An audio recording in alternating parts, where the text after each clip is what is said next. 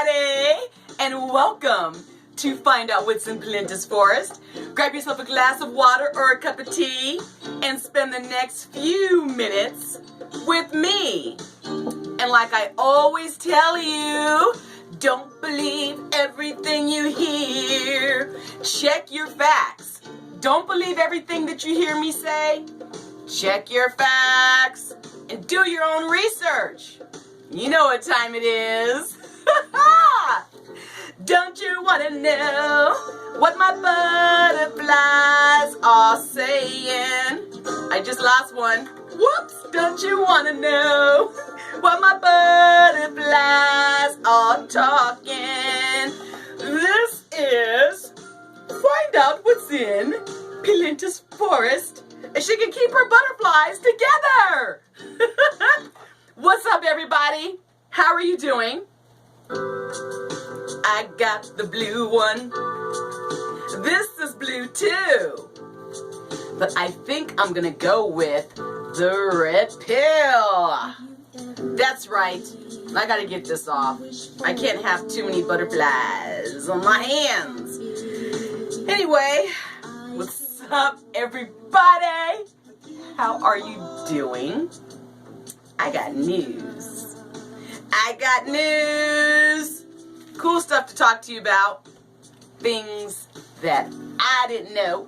And now you're gonna know. And I hope you enjoy this evening's show. Oh, and happy Labor Day to everybody. People that are working, and those of you that aren't working are still working. So, happy Labor Day to you too. Cool stuff to talk to you about. And, I don't know. I want to talk about this, but I think that I'll save this for last because it's juicy. So, let's see here. Social media shutdown in standoff. This is very interesting. You know, I'm going to talk major smack about it. In Baltimore, this happened in Baltimore, in the midst of a 5-hour standoff that turned deadly, Facebook granted an emergency request from the Baltimore County Police Department to take offline the social media accounts belonging to a woman who was wielding a shotgun at officers. Crazy chick. So the Baltimore County police officers actually shot and killed Corinne Gaines, 23 years old, after she barricaded herself inside her apartment with her 5-year-old son, and she pointed a shotgun at the officers, attempting to serve her a warrant. Now, Police Chief Jim Johnson said Tuesday that the department made the request after Gaines posted videos showing the standoff. So people who saw the posting said that, that they encouraged her not to comply with the police. My goodness. Okay, let me see. I have a lot to say about this. First of all, I understand that it was a major, emergency and everything going on, but do you see where the power, I know, here I go, where the power and the control comes in? Now, of course, you don't want some crazy person doing a live show talking a bunch of heinous, ridiculous smack. But do you see, though, the control there? Get a hold of Facebook and shut down your account. Now, see where it starts. This is where it starts. Oh, God, Superman, save us. Do you see where I'm going with this? So now Superman shows up, and in the midst of saving you and rescuing you, now all of your privileges are taken away.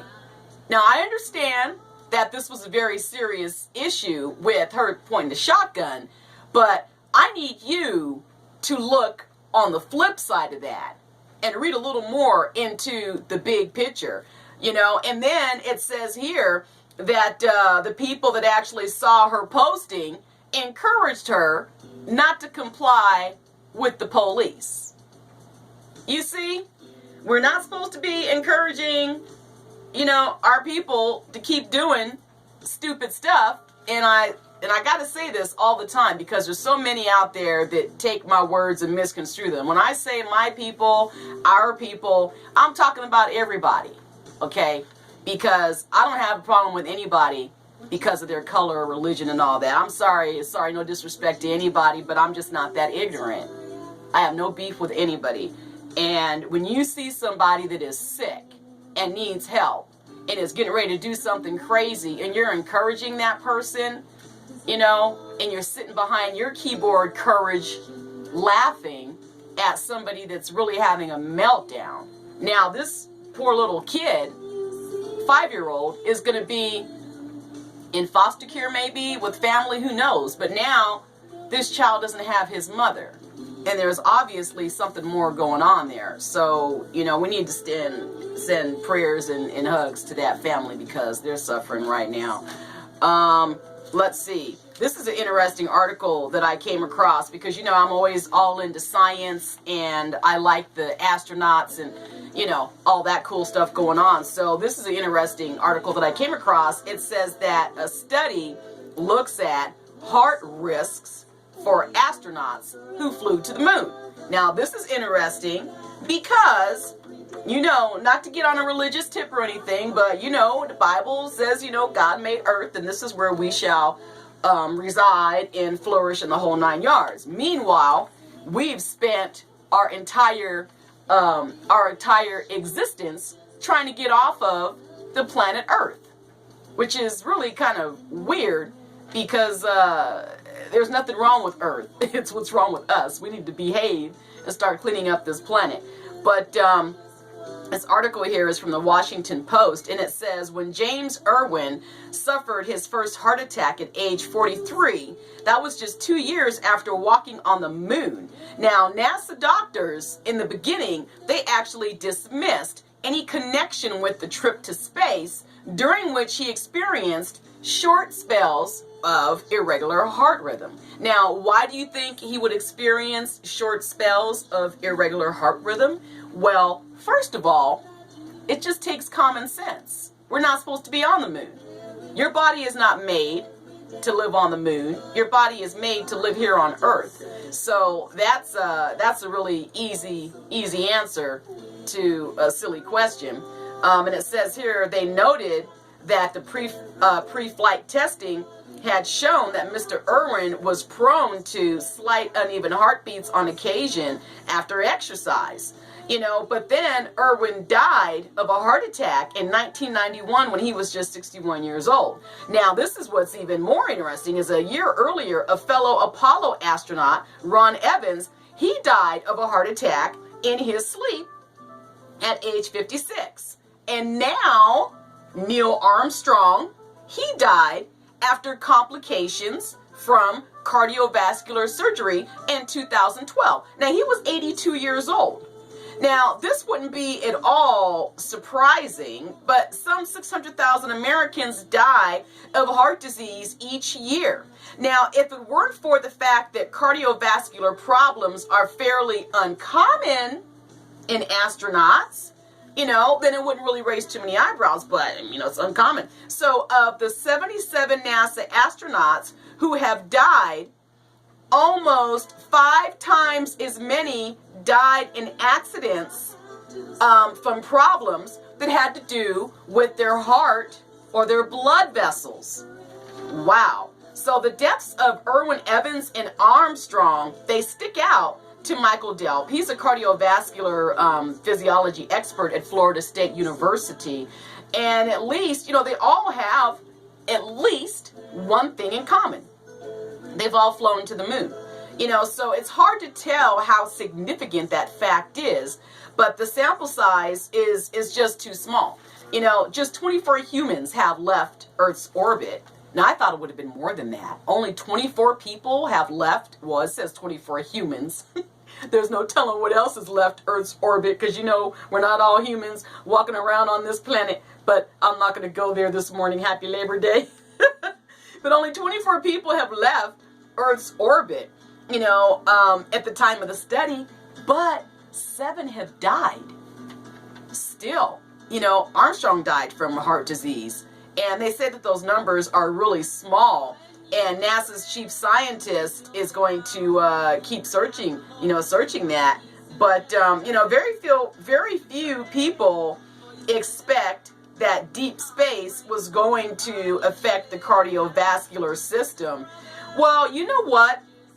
This is a long article. I'd take the rest of the show to read it. But, they say they didn't think that deep space would, affect your heart and things like that. But, I don't know. Let's just bring a little bit of common sense into this conversation. You live on Earth. You breathe on Earth. This is where we reside. And this is where we're supposed to stay and hang out. We're not supposed to be here polluting up the beaches and making a great big mess and leaving it for somebody else, to clean up. But, you're going up to outer space. You're going to the moon. Now, thanks to Elon Musk and the SpaceX and everything, we want to go to Mars too. But, our bodies aren't made for that. Why do you think we have to wear all these suits and compression and combustion? And it's like, seriously? As smart as you are, you're not thinking of those little common sense things? And then you see in all the movies when the aliens come here, after they come here and start a whole bunch of craziness, what happens? They die off. Why? Because they can't handle Earth's atmosphere. It's the same thing for us. We need to keep our butts right here on this Earth and clean up this dang planet and stop trying to take off and leave all of our crap for our grandkids and our great-grandkids and all their kids. I'm sorry. I'll say it again. That's just kind of crappy. You're gonna destroy this planet, and now that it's a big old mess, you want to go somewhere else. That's not right. So the rest of us, good, strong people, we're gonna stay here and we're gonna do what's right. Well, listen to this. This is cool. I thought this was really funny. I'd prefer it to be money for a year, but listen to this. A restaurant prize is a year of fries. Wait a minute. That's a ramp. Yo, yo, yo. A restaurant prize is a year of fries. You want some ketchup with that? Yes, that was stupid. That was a poor rap imitation. But anyway, a Texas-based food chain says it will award free French fries for a year. Try to say that fast. Free French fries, free French fries, free front. Tongue twisters. I was never good at tongue twisters, okay? But you get free French fries for a year. Whoa! For the first 100 people in line at its restaurant in Rockland. So the event is part of a national giveaway by Mooyah Burgers, Fries, and Shakes. With it's celebrating the recent opening of its 100th restaurant. Mooyah has 6 restaurants in California. All 100 Mooyah restaurants will participate in Monday's giveaway. The Rockland Mooyah is in the Rockland Commons Shopping Center Complex, Interstate 80 behind Sierra Boulevard. It's a limited giveaway, but that's pretty cool. How would you like that? Free French fries for a year? That's interesting. I like French fries. Remember Sling Blade? I like them taters. Yep, Moving along. Amazon starts car research site. Wow, what's going on here? Amazon is starting a site offering research reviews and other information on new and used cars. Hey, that's pretty cool. The latest venture by the e-commerce powerhouse will compete with established players in the field, including Cars.com, Edmunds.com, TrueCar.com, and CarSoup.com. Car Soup? Okay, I gotta talk about that. Car Soup. That's very original. And I like it. It's cute. So I wonder, white? Man, I'm trying to get my voice intact this morning. Somebody made fun of my accent the other day because I actually do have one. I try to hide it though. But Car Soup. Isn't that cute? So I wonder what made them come up with Car Soup. Is it because, they drive and they have one of those special cups and they drink their soup on the way to work? Or was it because they were driving one time trying to drink their Campbell's soup and it spilled all over them and they said, damn it, this car, the soup all over the car. Oh, I'm going to start a website. Let's call it Car Soup. Let's turn that nasty accident into something positive. Yes! Anyway, you got Car Soup. Amazon.com Incorporated already sells car parts. I didn't know that. I thought I was like the most educated Amazon person on the planet. I didn't even know they sold dab rigs. So much for my education. But anyway, Amazon, they're selling car parts and accessories, you know, and from its roots as an online bookseller, the Seattle company has expanded into a myriad of arenas. Recently, it introduced a voice recognition speaker and has begun creating original movies and TV shows. I tell you what, Amazon is off the hook. Amazon is like the Walmart of the internet. Moving right along. Oh, check this. Wait a minute. I gotta do it. Check this out. I'm kidding. I know. I gotta act like a fool, you guys. Come on. You know me. Well, you sort of do. Kind of a little bit. But check this out. Breathalyzer plan advances to Brown.